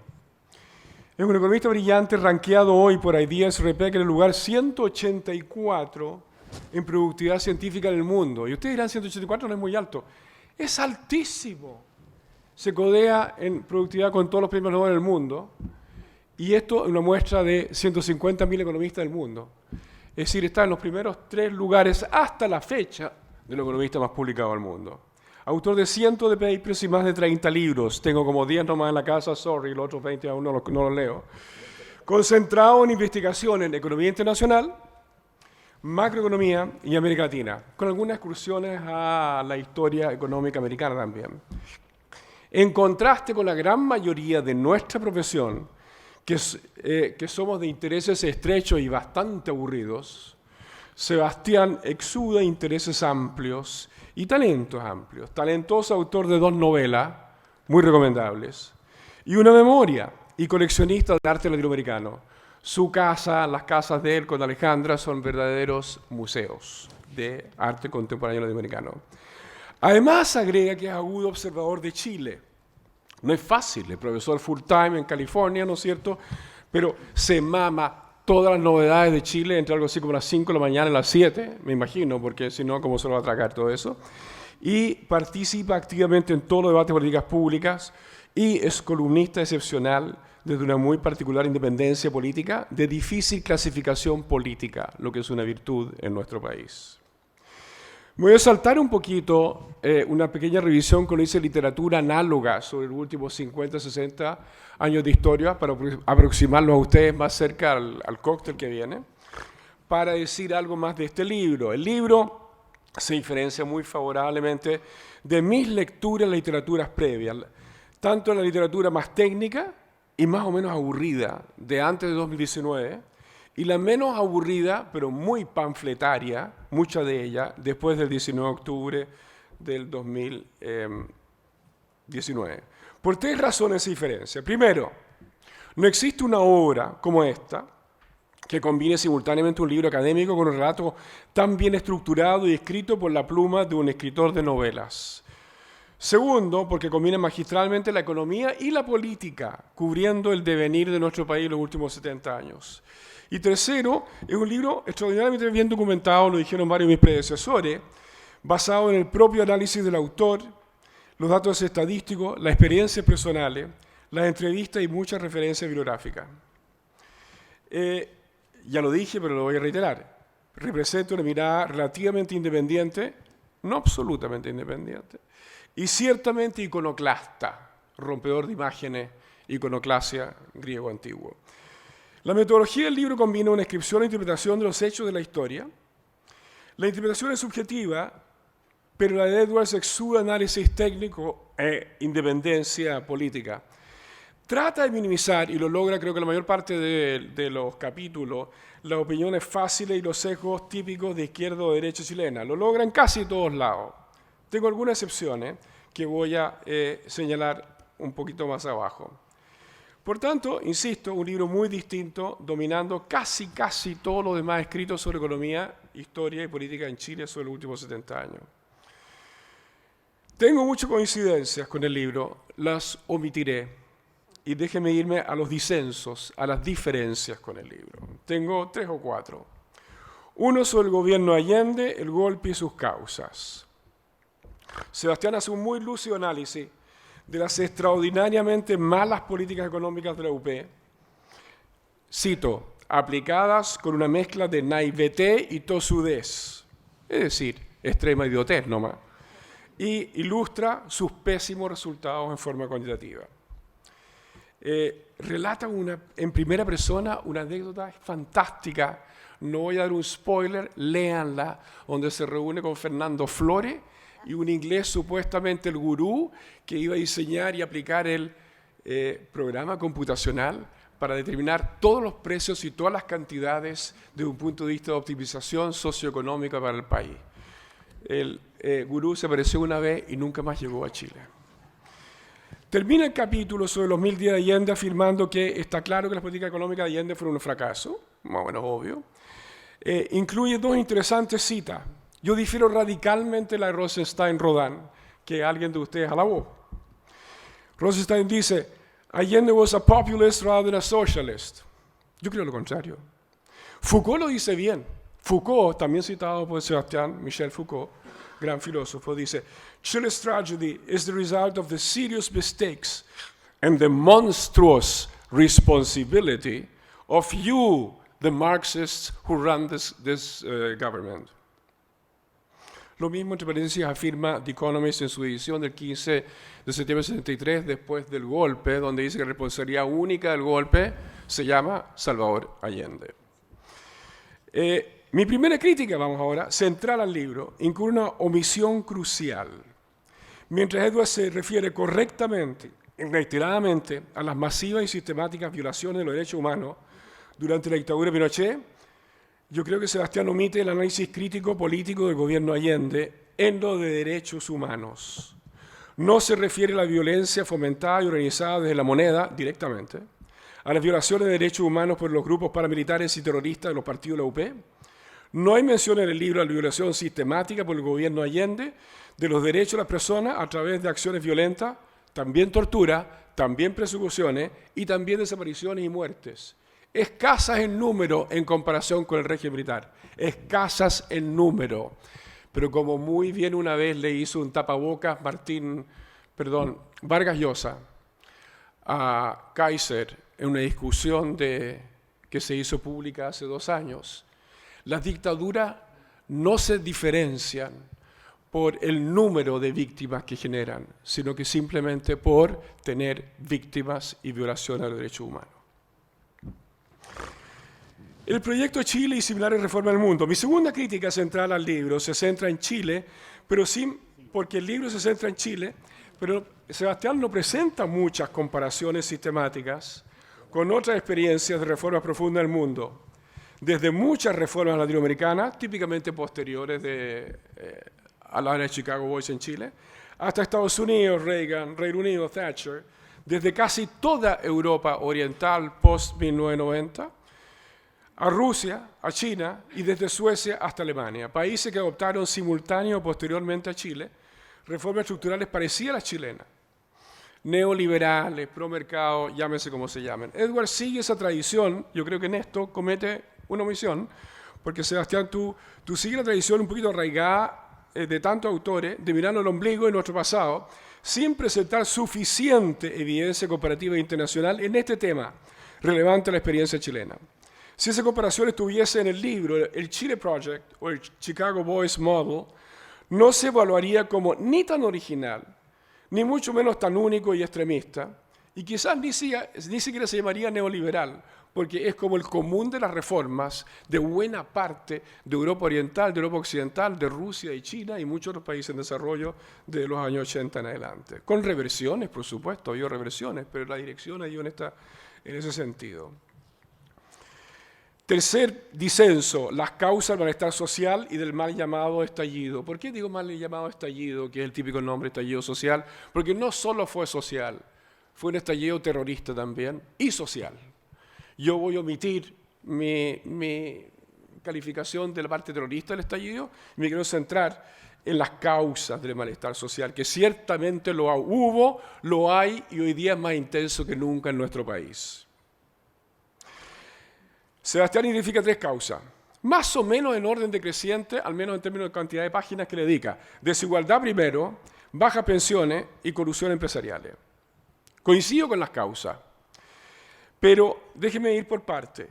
Respecto a la desigualdad, presenta, yo creo que la mayor y quizás la única debilidad realmente técnica del libro, que consiste en que presenta medidas de desigualdad de ingresos radicalmente distintas entre sí, que provienen de distintos estudios y sin jugarse o sin calificarlas mayormente. Y yo creo que hay un problema. Partamos por la usada más comúnmente, el Gini de ingresos antes de impuestos y transferencias monetarias, que disminuye en Chile desde 56,2 en el 87 a 44,9 en el 2020. Una caída asombrosa de grande. La destaca Sebastián. Luego, Sebastián nos presenta la estimación de Piketty y asociado. Interesantemente, él dice que la metodología aplicada por Piketty, Tomás Piketty, el francés famoso, capital del siglo XXI, está basada en algunos supuestos razonables y otros heroicos, según Sebastián, que arroja un Gini antes de impuestos y transferencia monetaria de 0.68 y no es 0.45 para el año 2019. Finalmente, los datos de Larrañaga y Rodríguez que agregan las transferencias no monetarias, que es un ajuste absolutamente necesario por hacer.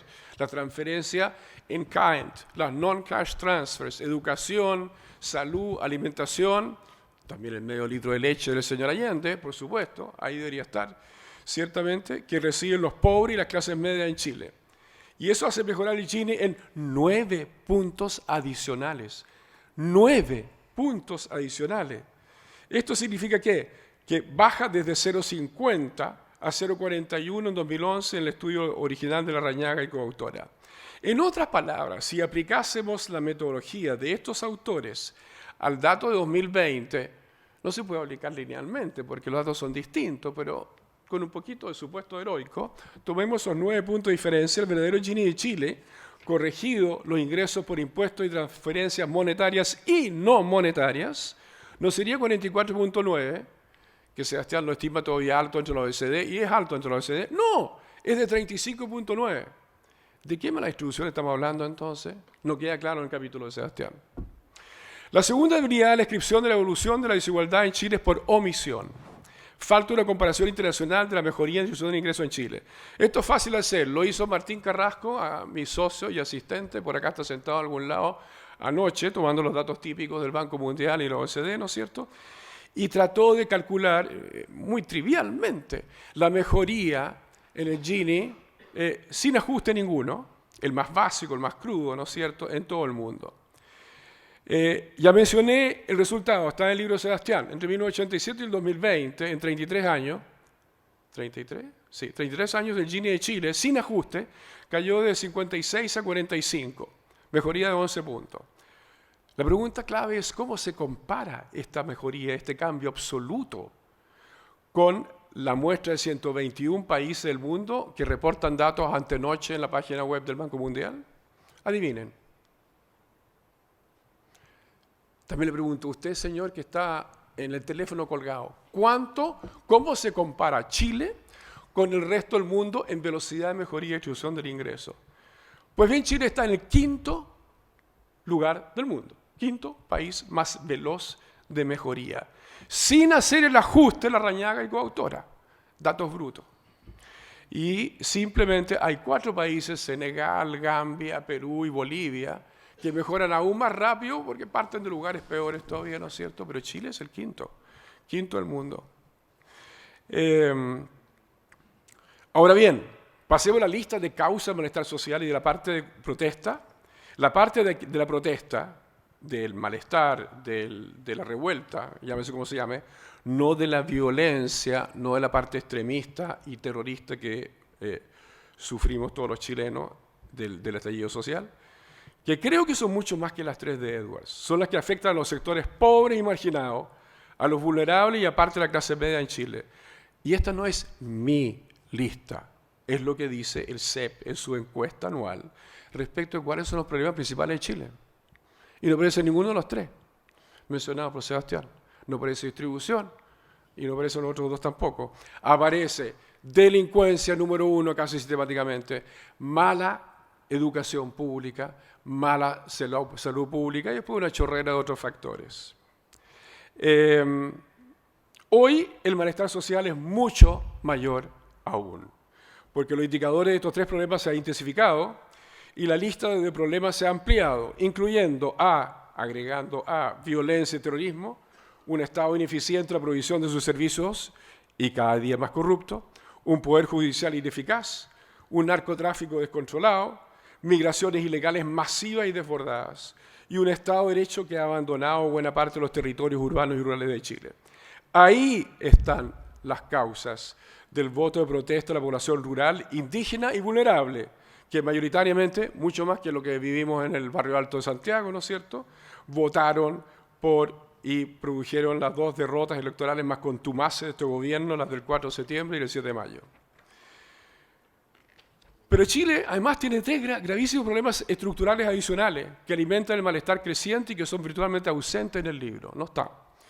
Quizás no deben estar, porque van más allá de la economía y de la política de corto plazo, pero implican un problema de largo plazo severo. Perdón, el primer problema está a media, pero no está suficientemente tratado, estimado Sebastián, que es la caída brutal en el crecimiento del PIB por habitante, potencial o tendencial, o promedio de los últimos años, ¿no es cierto?, que cae de 4 o 5% en los años 90 a un 0 o 1%, rango que muchos estiman para hoy, PIB per cápita, crecimiento, debido a políticas inefectivas de muchos gobiernos anteriores, y ciertamente a los proyectos de ley muy efectivos de este gobierno para generar incertidumbre y decrecimiento actual y futuro. El segundo problema es reconocido por algunos, las desastrosas consecuencias ambientales, sociales y económicas de la catástrofe ambiental global y nacional que vivimos en el resto del mundo y en Chile. Eso nos pega, les pega a los campesinos que migran desde zonas de la 4ª región donde se está secando sus tierras y viene a la ciudad y va a ser un problema exponencialmente creciente en esta década y las siguientes. Y tercero, un problema reconocido por muy poco. Acá estoy re solo, ¿eh? No critico a Sebastián por no considerarlo, porque somos como 6 los campeones en Chile que empujamos e identificamos como esto un problema grave del régimen político. Tenemos un régimen político presidencialista que está en estado terminal, comatoso, desde Estados Unidos hasta la Patagonia, pasando ciertamente por Argentina y por Chile. El régimen presidencial nos condena a inestabilidad política y falta de progreso económico. No es la única causa, esto es multifactorial, como tú decías muy bien, Carlos, que eran los problemas de Chile y del resto del mundo, pero es una causa importante. Dada la tosudez de la comisión experta en este tema, no en otro, admiro lo que ellos hicieron en muchos temas, pero en esto le predicamos al desierto, cuando fuimos Guillermo Larraín, Genaro Arregá y yo a hablar a favor de ese sistema parlamentario. Este sistema llevará a 16 años consecutivos, desde 2022 hasta 2036, de inestabilidad política y estancamiento económico desde Boric 1 a Kast 1 y luego a Boric 2 a Kast 2. ¿Les parece conocida la película? En resumen, con esta nota muy optimista, que por supuesto es un escenario, tampoco he puesto 100% de mis plata a ello, pero es un escenario no descartable. Con esta nota muy optimista, quiero hacer un endorsement, una recomendación final y entusiasta. Compren y lean este magnífico libro, el mejor que se ha escrito en los últimos 50 años, sobre la historia y el presente económico y político de Chile. Gracias.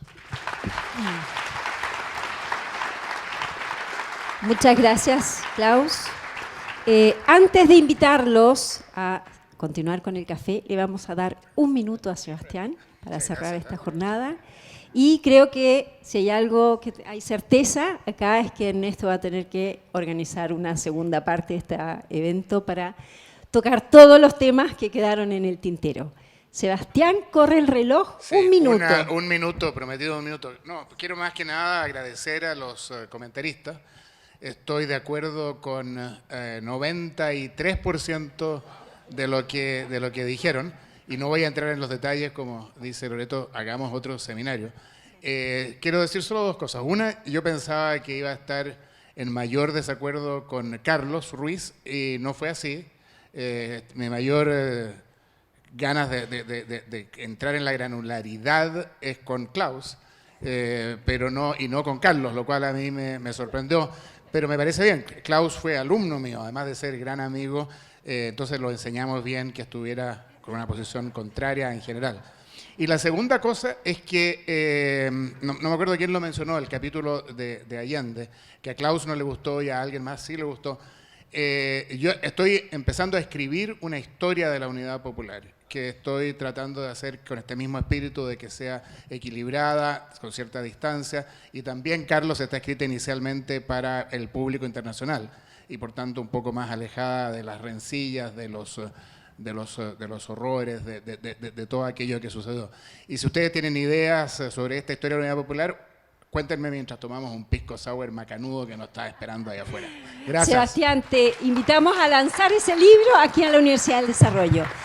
A quienes nos acompañaron les quería agradecer por haber sido parte de esta jornada y a quienes nos siguieron por ex ante. Muchas gracias. Hasta luego.